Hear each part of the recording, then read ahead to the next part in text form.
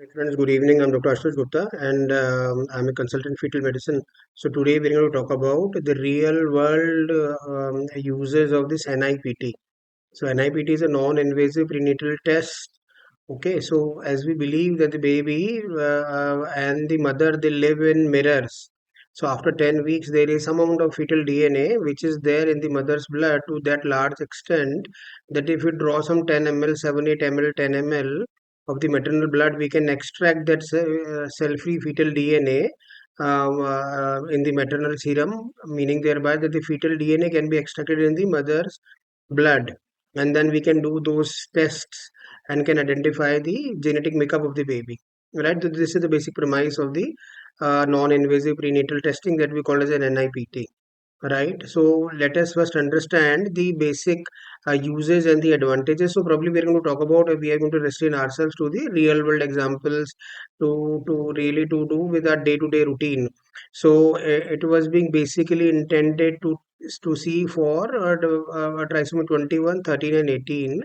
And if we can expand, so probably we can also include the sex chromosomal abnormality into this NIPT, and we can also try to look around for the other microdeletions, right? So it is a fantastic test. It has got a huge positive predictive value as far as this T21 is concerned. Similarly, for trisomy 13 and 18, it works wonderfully well. But as soon as we try to extend it further, then it starts to fail. So meaning thereby that the positive predictive value of the sex chromosomal abnormality might not be that great as compared to the T21. So it works wonderfully well when we have some aneuploidy in the background, when we're dealing with an advanced maternal age, if we do a parental anxiety. So it is a fantastic test. It is a non-invasive, and then we can do it. And second, if we identify some ultrasound markers for trisomy 21, like we can have an echogenic cardiac focus, or we can have renal pyelectasis, we can have an echogenic bowel, and all those stuff. So in those cases, what we can do a way of doing an invasive testing to the fetus, and this works wonderfully well. Similarly, has got all the potential to replace the serum screening tests that would do double marker or the quadruple test. Okay, but now the thing is this, that it is sort of a tubular test, and once we try to expand it, and then it tries to fall, and then it tries to fail, right? So if you include the sex chromosomal abnormality and try to identify whether it can pick it up a sex chromosomal abnormality, then the maternal DNA might play some sort of an interference with the fetal DNA, and you can have a false positive results. So if we try to look around or add on a micro deletions into this routine NIPT, then also it can start to fail. So it really doesn't picks up the copy number variations or genetic mutations apart from these aneuploidies, and mostly are maternal copy number variations for which the NIPT might turn out to be false positive.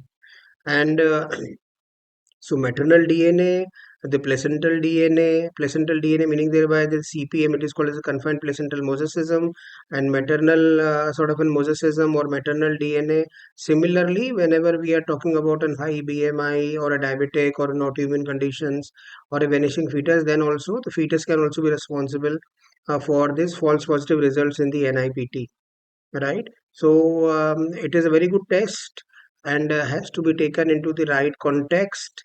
But once you try to get out of this, and then once we want to do the expanded NIPT, then it starts to fail, right? So let us first go these through these slides, and then probably we'll talk about the what is the take home message from this NIPT use in the real world experience. So the NIPT is a very high value test, and for a primary aneuploidies, and real world it is very sensitive and specific for an advanced maternal age or previous aneuploidy. It can definitely get away from those soft markers for trisomy 21. It could be a good alternative to the serum screening tests. But if you expand it, and therefore we can have some false positive for the sex chromosomal abnormalities, with microdeletions, there could be a lot of false positives, and they are usually the maternal DNAs. So once the baby is in a structurally abnormal, then it might give a false reassurance, right? And for microdeletions, For this single gene disorders, it doesn't work wonderfully well. For microdeletions, it usually gives the false positive results, which is there the maternal DNA. So the maternal copy number variations in the maternal DNA, maternal malignancy might interfere. Similarly, confined placental mosaicism might interfere with the results of the NIPT. And when we're dealing with an early gestational age or autoimmune condition with diabetes in the background, then also it can be, we can have a lower accuracy or we can have a lower PPV. So it is a very good screening test, but not diagnostic. Once you add on to microdeletions, usually they are false positive. CPM can also be there. So try to look around that it is has got a cost involved to it. It is a very good test to be used in the right context. So the take home message is this: trust the phenotype. So once we are seeing the baby in ultrasound and the mother is seeing the baby in the ultrasound, we are able to see what exactly is happening with the baby. So if the ultrasound is absolutely good, the NIPT has got a huge sensitivity, and with all those minor soft markers, that it can really help us out in stratifying the risk, right? But once the ultrasound is abnormal, this NIPT falters. So, meaning thereby this abnormal ultrasound or a fetus which has got some abnormality, and in that case, the NIPT might even give a false reassurance, right? And so, always trust the phenotype which is there on the ultrasound, right? And when you expand it, so meaning thereby that the maternal DNA, fetal DNA, and then the placental DNA might interfere with these NIPT results. So the mother could be a carrier for this CNVs or copy number variations, and therefore, if we do an extended NIPT with microdeletions, mostly are false positives leading to amniocentesis or invasive stuff, and then they are the maternal copy number variations. Similarly, we can have a confined placental mosaicism, and therefore the fetal DNA and the placental DNA might play some interference with the NIPT results and might even turn out to be false positive. Similarly, if the BMI is higher, we have a vanishing fetus, or we had an autoimmune condition in the background, and therefore those NIPT reports might even be plus minus and haywire. Similarly, that stands true for the sex chromosomal aneuploidies also.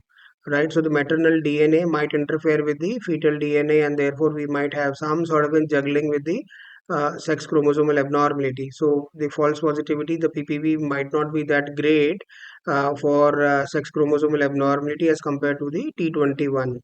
So NIPT, if we are using it in the right context, then it is a wonderful test, and but it has to be used in the right context. But it is not to be over trusted. Okay, let me remind you again. The fetus is like our report card, right? The baby is like our report card. We really cannot run away from the report card. So some days or weeks down the line, probably we'll encounter that report card, right? So use the appropriate tests, appropriate ultrasounds, and appropriate counseling at the right time, and get to know the exact thing what is happening to the baby, right? Thank you very much for your question.